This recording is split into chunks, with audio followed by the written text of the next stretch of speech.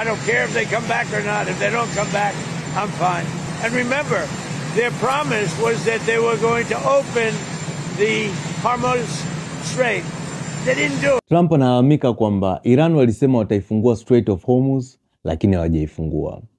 Kwa hiyo na wao walichokiamua, wanawapeleka wanajeshi wao wa Navy pale Hormuz Strait ili waizibe njia kabisa. Hata zile meli chache zilizokuwa zinapita kama meli za Pakistan, India, meli za Ufaransa zisipite tena. Kwa madai ya Trump, akifanya hivi, akifanya huu mpango wake, manake hata ile tozo la wa Iran la dola milioni 2 kwa kila meli inayopita pale kwenye Strait of Hormuz, manake hawatoipata tena. Haiwezekani tuwe na dunia ambayo mtu anaamua nani apite baharini na nani asipite. Ile ni njia ya kila mtu. Sasa hayo mataifa meli zao zisipite na Iran waikose hiyo dola milioni 2.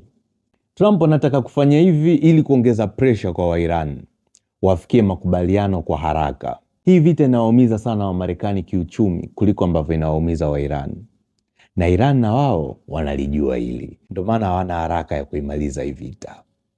IRGC wametoa onyo kwa meli zote za kivita za Wamarekani kujaribu huo mpango wao wa kuifunga Hormuz Strait. Nikinukuu maneno yao, wanasema kwamba such actions will be dealt with harshly and decisively.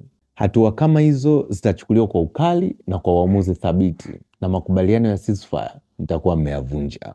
Hao ni IRGC wa Iran. Je, unahisi Trump atachukua maamuzi ya kupeleka meli za kivita kama alivyosema? Weka maoni yako hapo kwenye comment section, twende sawa. Naitwa Dallas, it is what it is.